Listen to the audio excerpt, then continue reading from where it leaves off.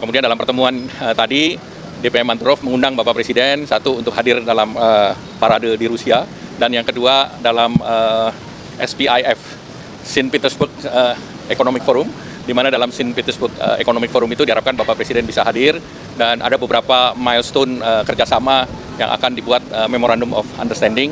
Nah, itu termasuk beberapa kerjasama ekonomi maupun kerjasama strategis. Dan tentunya pihak Rusia juga mengharapkan bisa menambah daripada jumlah pesawat, dan mereka menanyakan destinasi mana yang cocok untuk penerbangan langsung dari Moskow. Kemudian terkait dengan sistem keuangan, mereka juga mencari jalan bagaimana supaya turis dipermudah dengan suatu mekanisme yang disepakati oleh kedua negara. Yang ketiga juga tentu kerjasama dalam pengembangan sektor, termasuk pengembangan di sektor investasinya. Dan tadi juga dibahas terkait dengan Eurasia Free Trade Agreement, di mana diharapkan pada saat Bapak Presiden ke St. Petersburg, seluruh materi di dalam pembahasan Eurasia ini bisa diselesaikan. Dan pertemuan antara DPM dengan Pak Presiden itu seperti pertemuan bilateral yang lain. Jadi memang Bapak Presiden menerima banyak negara dan diterima langsung oleh beliau. Ini sesuatu yang biasa saja. Baik, terima kasih.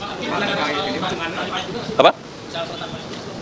Kalau Indonesia dengan Rusia kan relatif nggak ada isu mengenai tarif, karena masing-masing pihak tarifnya relatif rendah.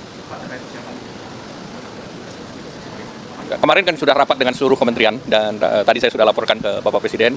Tadi malam sudah ada pertemuan antara secara online, Sekretaris Commerce dengan Pak Luhut, saya dan beberapa Bu Mari dan yang lain, yang intinya kita bahas mengenai framework apa yang diharapkan oleh Amerika dan apa yang diharapkan oleh Indonesia.